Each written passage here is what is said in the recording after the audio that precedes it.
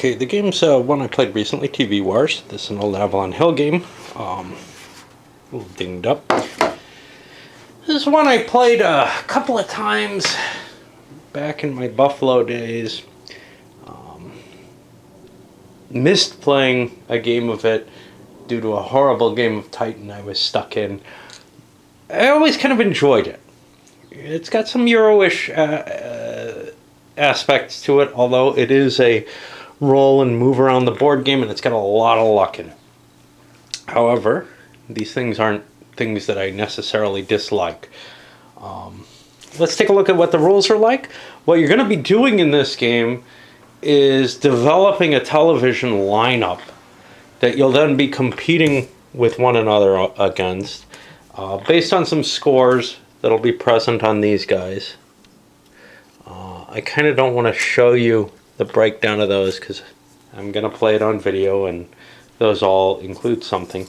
But you've got a name of the show, a type of show which breaks down into action, other, and drama. That's got a small effect on things. And a point value, which in some cases may be random. A pile of sitcoms, there's different length of shows. Alright. So at the beginning of the game, you get a pile of money to begin with, $31,000 per player. And you get a set of programs which are selected starting with the first player. And they've got to select all their choice. And this is kind of the breakup here, 530, 460, 190, 120. And they're not allowed to have more than two of the same length and category. So you couldn't take like 3 60-minute action films. With one exception, you're allowed up to 5 sitcoms of your 30-minute programs. That covers all of them. Some other things in the game. Should be some dice. I believe it comes with 2 dice, giving a significant amount of leeway for different movement. I'm going to need some little color chips to note my different characters or my different players, because players aren't associated with a color on their cards. That's kind of probably a little gripe against it. You have these extra chips up here. These are bonus chips going from Emmys, stars, and then reviews, and how the viewers, the populace itself, views your offerings. All right, so you select which shows you want. You get your pile of cash, and then, well, you have a roll-off, and the person who does the best is going to get this best network news. What this is going to do is it's going to sit here, and it gives a plus 5-point bonus to the next slot. You'll see that is consistent with other design aspects of the game when we hit the ratings wars. All right, so there's a bunch of different spaces on the board, and let's kind of explain them. First of all, there's bulletins. You draw a card, it takes effect. Some of those cards will be things that you hold until a rating sweep, and then you can potentially use them to your advantage there. Some of them are immediate effect, good and bad. It's things that just cost you some money. Most of those brown ones are that. However, this one here, if you're sitting on this space, you're not going to be eligible to bid on anything if a bid comes up. Okay, so then there's different kinds of bidding, which is the television production and talent agency. Television production, you may, if you wish, choose any type of show, sight unseen, except for the Academy Awards and the specials, and put it up for bid. And you have to bid a minimum of $1,000 on it. It is open up for an auction to everyone. High bidder gets the program and gets to see what it really is, how valuable it'll be as a show. Unfortunately in this, you know how good your show is before you program it, which seems a little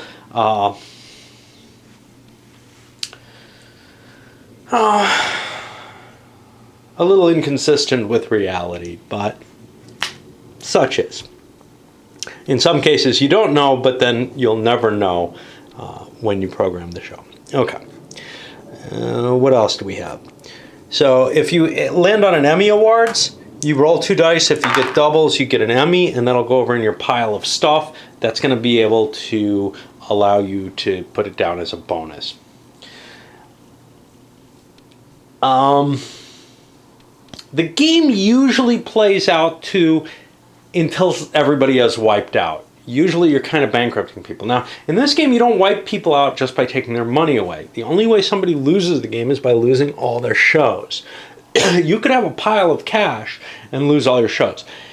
If, however, all the shows run out, that's highly unlikely, or all the reviews or viewers' views run out, and there's a need to draw a new one, the game ends immediately, and everybody scores how much cash they have plus the cash value of their shows.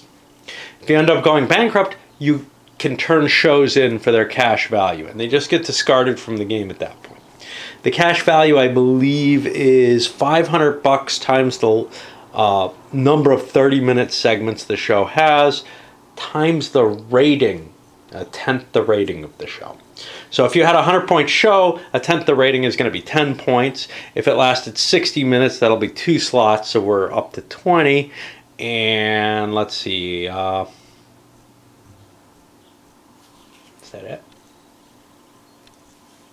I'm missing something there.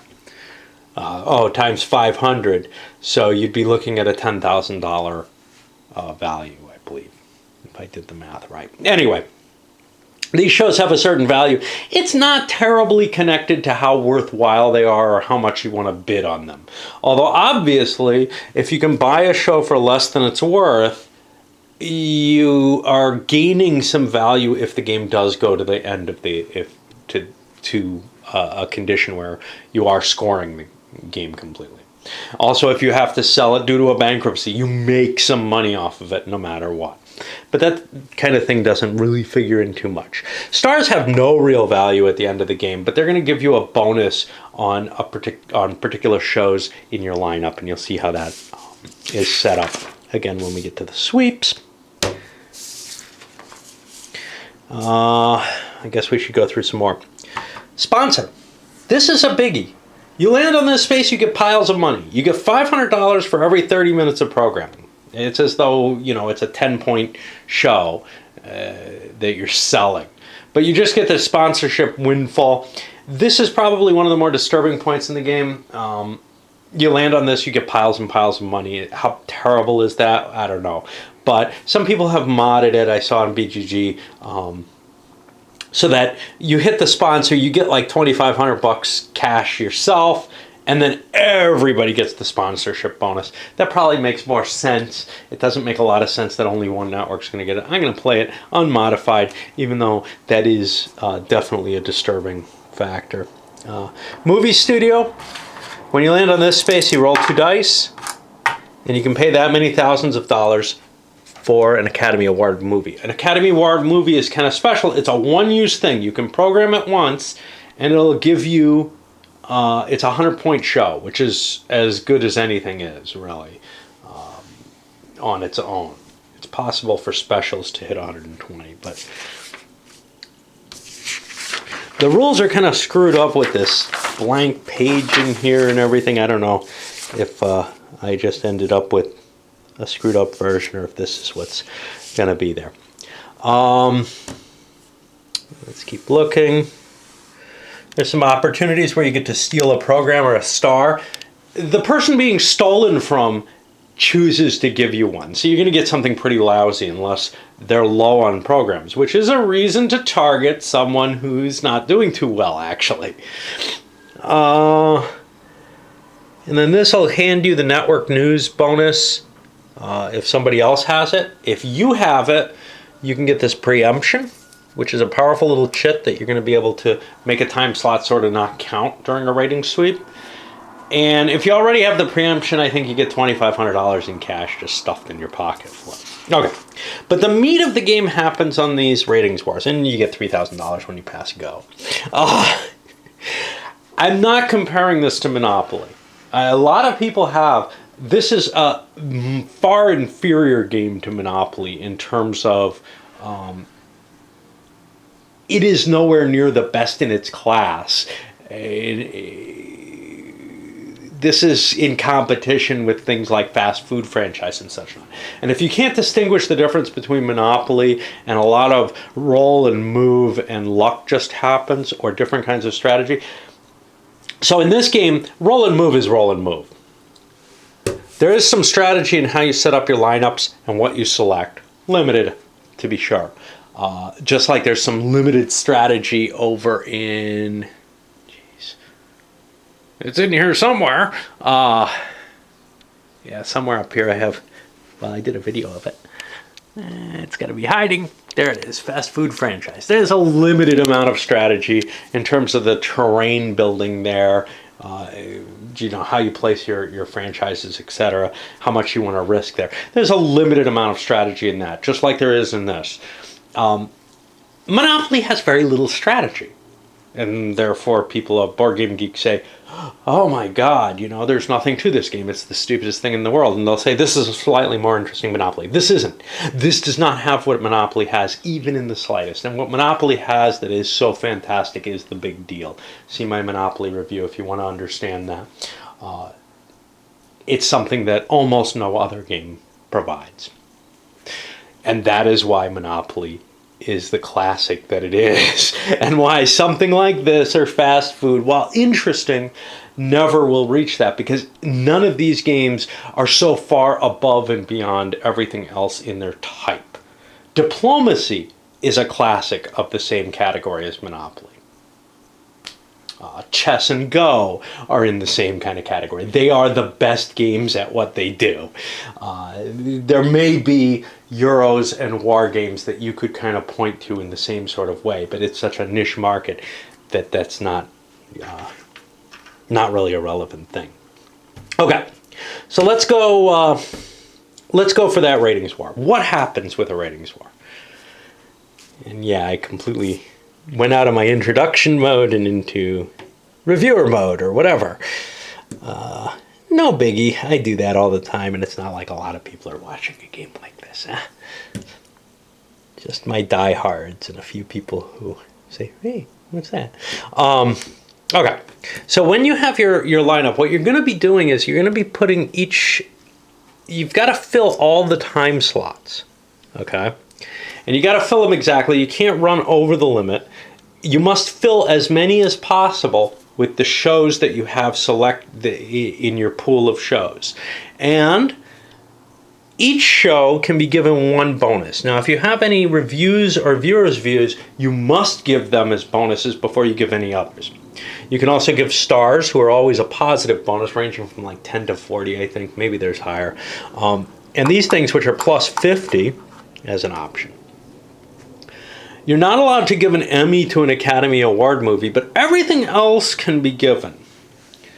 And then what you're going to be doing is everybody flips over their shows for the 8 o'clock time slot, which may be longer shows. And let's take that movie again. We'll reshuffle them. The movies are all essentially the same, but not by type. And that's kind of obvious here, so we don't really need to. So what would happen here is, if this guy had it, it's worth 100 points in each of these time slots. If he had the network news bonus leading in, he would get an extra 5 points. Any points from any bonus that he might have allocated to that particular item, he gets those bonuses. He compares to everyone else. If you're the top ranked show, if you have the top score in the time slot, you get a plus 5 bonus in the next time slot. Now, you don't run all the way down to the end of this. You go from 8 to 8:30. People might stop watching Star Wars halfway through because they know there's something better on. Now, that is the equivalent to the best network news bonus. It's just you've got the viewer's attention, so you're moving towards there. The next thing that... let me think. I'm getting lost here. Okay, if someone has the lowest score out of everyone, their show is canceled. Now, when your show is canceled, let's just put the Super Bowl here. It can't be there, it's got to be here. But if their show is the lowest score of all, it's thrown in the box. It's out of the game unless somebody resurrects it with a bulletin card or some such. And they're no longer competing in any of these slots, which means someone can be canceled in every single slot, presumably. If only one person is left, they don't get canceled. They keep generating the +5 bonus for the viewers, which is in addition to any other bonuses they have. There are specials which have, a die roll that you roll once at the beginning of the sweeps, well, when it's revealed, to see how much they're valued at. They'll be from 20 to 120 points in ratings. So your goal when you go into these rating sweeps isn't necessarily to do well in them, to do best. Your goal is to survive with all your shows. Whatever you put up there, you want to survive. Now, if you share the same type of show with another player, you each get a penalty. So if you both have an other or both have a drama up there, you each get a penalty of 10 points. If you share with 2 other players, you each get a penalty of 20 points, and I think 3 is 30-point penalty. So there's an advantage to having not what the other people have programmed.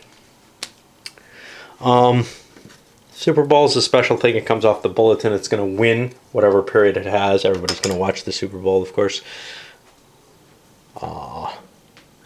The preemption, I've already kind of mentioned this. What this has done is somebody puts this on top of a time slot so before the chits are actually revealed, but after everybody's selected them and put them on the board here. Basically, you're going to have, when you finish your card, when you put all your pieces on it, you're going to slide this into place in the proper location so that everybody can be viewed at once. I may not always do that. It's kind of a pain in the ass to handle moving those cards around. The preemption just says, hey, nobody's going to get canceled during these, and nobody gets the +5 bonus after them. It's as if nobody's watching. Everybody's looking at the news there. That's about it. Again, usually it's played to eliminations, which is just to say there's multiple different ways to win this, or there's 2 ways to win this. One is by eliminating everyone, and one is by getting up a good score in cash and running out the deck. But it usually comes down to you find somebody you can beat up on and you take them out of the game, or you're taking everyone out. Because basically, once you're out of programs, you lose. The Super Bowl can save you temporarily, I think, and I don't think the preemption can. And then once you've it doesn't matter how much money you have or anything like that. So it's easier, it's actually relatively easy to knock people out because not that many shows come up. This is at your option whether or not you want to put something up for bidding. So if somebody has a lot of money, you may not want to offer up shows when given the chance to. Like I said, a lot of luck. These can give you piles of cash. If you have lots of cash, you can of course bid on everything that comes up, so you're less likely to get knocked out of the game. It can still happen that you get knocked out with a lot of money though. That's about it. I guess I'll start soon.